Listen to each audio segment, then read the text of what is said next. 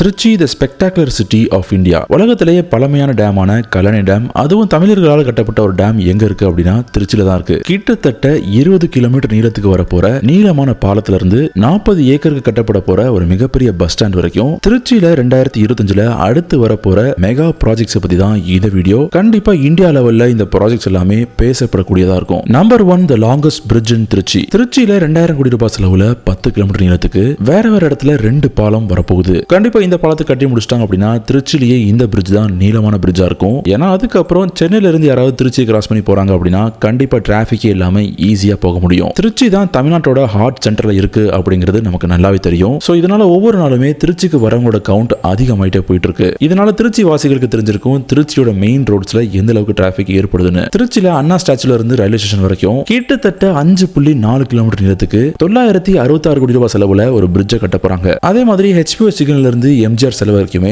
1.6 kilometre நேரத்துக்கு 356 கோடி ரூபாயில ஒரு மிகப்பெரிய பிரம்மாண்டமான ஃப்ளைஓவர் வரப்போகுது. அதோட கண்டினியூஷனாவே காவேரி பாலத்தையும் ரொம்ப சீக்கிரமாவே கட்ட போறாங்க. இந்த காவேரி பாலத்துக்கான செலவு எவ்வளவு அப்படின்னா கிட்டத்தட்ட 140 கோடி ரூபாய். இதெல்லாம் போக மேல சிந்தாமணில இருந்து மல்லஜிபுரம் வரைக்கும் 2 கிலோமீட்டர் நீளத்துக்கு 480 கோடி ரூபாய் செலவுல இன்னொரு பாலத்தையும் கட்ட போறாங்க. சோ இந்த 4 பாலத்தோட மொத்த காஸ்டையும் ஆட் பண்ணி பார்த்தோம் அப்படின்னா கிட்டத்தட்ட 1942 கோடி ரூபாய் செலவாகும் அப்படின்னு கவர்மெண்ட் எஸ்டிமேட் பண்ணிருக்காங்க. நாம இப்ப பார்த்த இந்த 4 பாலத்தோட மொத்த நீளம் எவ்வளவு அப்படின்னா கிட்டத்தட்ட 9.5 கிலோமீட்டர். இதுல முக்கியமான விஷயம் என்ன அப்படின்னா அண்ணா சிலையில இருந்து ரயில்வே ஸ்டேஷன் போகக்கூடிய இந்த பிரிட்ஜ் தான் இருக்கிறதுலயே நீளமான பிரிட்ஜ். இதை கட்டி முடிச்சதுக்கு அப்புறம் திருச்சியிலேயே இதுதான் நீளமான பிரிட்ஜ் அப்படிங்கிற பெயரை வாங்கும். ஏற்கனவே பஞ்சப்பூர் அப்படிங்கிற இடத்துல கிட்டத்தட்ட 350 கோடி ரூபாய் செலவுல ஒரு புது பஸ் ஸ்டாண்ட் கட்ட போறதா அனௌன்ஸ் பண்ணிருந்தாங்க. அண்ட் அதுக்கான வேலையும் கம்ப்ளீட்டா ஆரம்பிச்சிட்டாங்க. இதே மாதிரியே திருச்சியோட ஸ்ரீரங்கத்திலயுமே புது மெகா பஸ் ஸ்டாண்ட் வரப்போகுது. திருச்சியில ரொம்ப அதிகப்படியான டிராபிக் கன்ஜெஷன் இருக்கிறதுனால இந்த அளவுக்கு பாலங்கள் கட்டுற ப்ராஜெக்ட்ஸை பயங்கரமா வாரி இறைச்சிருக்காங்க தமிழ்நாடு கவர்மெண்ட். நம்ம லிஸ்ட்ல இருக்கிற அடுத்த மெகா ப்ராஜெக்ட் எது அப்படின்னா இந்த பஞ்சப்பூர் மெகா பஸ் ஸ்டாண்ட். கண்டிப்பா திருச்சியில டிராபிக் கம்மி பண்ணணும் அப்படின்னா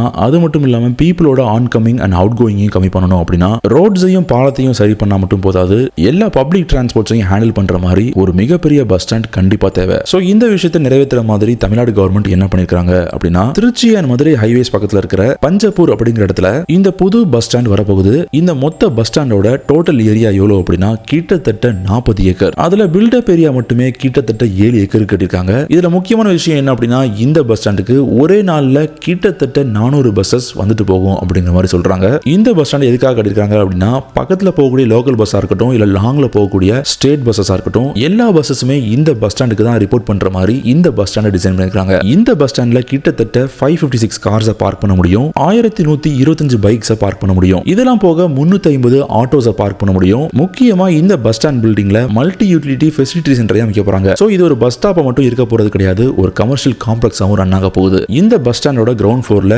149 ஷாப்ஸ் வரப்போகுது, ஃபர்ஸ்ட் ஃப்ளோர்ல 193 ஷாப்ஸ் வரப்போகுது. இதெல்லாம் போக இந்த பஸ் ஸ்டாண்ட் பக்கத்திலேயே தனியா 29 ஏக்கர்ஸ்ல ஒரு ட்ரக் டெர்மினலையும் கட்டிட்டு இருக்காங்க. ட்ரக் டெர்மினலோட ஏரியா மட்டுமே கிட்டத்தட்ட 2.8 ஏக்கர். இதை கட்டுறதுக்கான செலவு 65 கோடி. முக்கியமான விஷயமே இந்த ட்ரக் டெர்மினல்ல 300+ ட்ரக்ஸை ஒரே நேரத்தில் பார்க் பண்ண முடியும். இதெல்லாம் போக இந்த ட்ரக் டெர்மினல்ல டிரைவர்ஸ் தங்குறதுக்கு ஸ்பெஷலான ஏரியாஸ், அது மட்டும் இல்லாம 20 கடைகளும் வரப்போகுது. இந்த பில்டிங்கோட கட்டுமான பணியை அமைச்சர் நேரு திறந்து வச்சிருந்தாங்க. ஆரம்பத்துல லான்ச் பண்ணப்பட்டப்போ நவம்பர் 2023ல இதை ஓபன் பண்ணிடலாம் அப்படின்னு சொல்லிருக்காங்க. ஆனா இன்னுமே இந்த பஸ் ஸ்டாண்டோட கடைசி சில ஒர்க்ஸ் போயிட்டு தான் இருக்கு. ஆல்மோஸ்ட் முடிச்சிட்டாங்க. ஏற்கனவே சென்னையில இருக்கிற கோயம்பேடு பஸ் ஸ்டாண்ட் ஏசியாவோட பிக்கஸ்ட் பஸ் ஸ்டாண்ட் அப்படிங்கிற பேரை வாங்கியிருக்கு. அந்த நேம பீட் பண்ற மாதிரி திருச்சியில இந்த 40 ஏக்கர் பஸ் ஸ்டாண்ட கட்டியிருக்காங்க. சோ திருச்சியில 2025ல வரப்போற இந்த ப்ராஜெக்ட்ஸ் பத்தி நீங்க என்ன நினைக்கிறீங்க அப்படிங்கிற உங்க கருத்துக்களை கமெண்ட்ஸ் தெரிவிக்கலாம். சேனலோட நோட்டிபிகேஷன் பெல் ஐகானை ஆன்ல வச்சுக்கோங்க. இதே மாதிரி நெக்ஸ்ட் வீடியோல நான் உங்களை மீட் பண்றேன். பாய்.